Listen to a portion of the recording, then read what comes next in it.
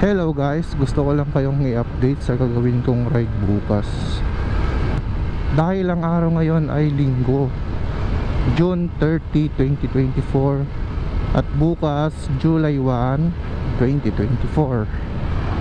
Dahil pupunta ako ng Vigan, Ilocos Sur, wala dito sa Tuguegarao City, Cagayan. 400 kilometers din yon, kaya pinaghahandaan ko din siya ng matagal na panahon. Kaya kung napapansin ninyo sa aking YouTube channel, bibihira lang ako makapag-upload. Yun ay dahil pinaghahandaan ko to, at mag-isa ko lang din kasi wala akong kasamang iba. Yung mga tropa ko busy din sila, kaya solong solo talaga itong 400 kilometers na to. Well, gusto ko lang kayong balitaan dahil baka magulat na lang kayo na mag-upload ako sa Facebook na nasa malayong lugar na rin ako. Baka magulat kayo na bigla ako napadpad ng Pagudpud, bigla ako nag-post sa Claveria, bigla ako nag-post sa Lawag. Baka magulat kayo. Gusto ko lang din kayo i-update sa ride ko na to, para alam din ng mga solid supporters natin dyan. Yan, shoutout sa inyo. Maraming salamat sa suporta. So yun, abangan nyo ang aking solo ride from Tuguegarao City to Vigan, Ilocos Sur. The 400 kilometer ride, solo 400 kilometer ride from Tuguegarao City to Vigan, Ilocos Sur. Sana maganda yung panahon dahil sa mga nakalipas na araw kasi ulan ng ulan dito sa amin. At saka chinat ko yung pinsan ko na taga Vigan, sinabi niya rin sa akin na maulan sa kanila.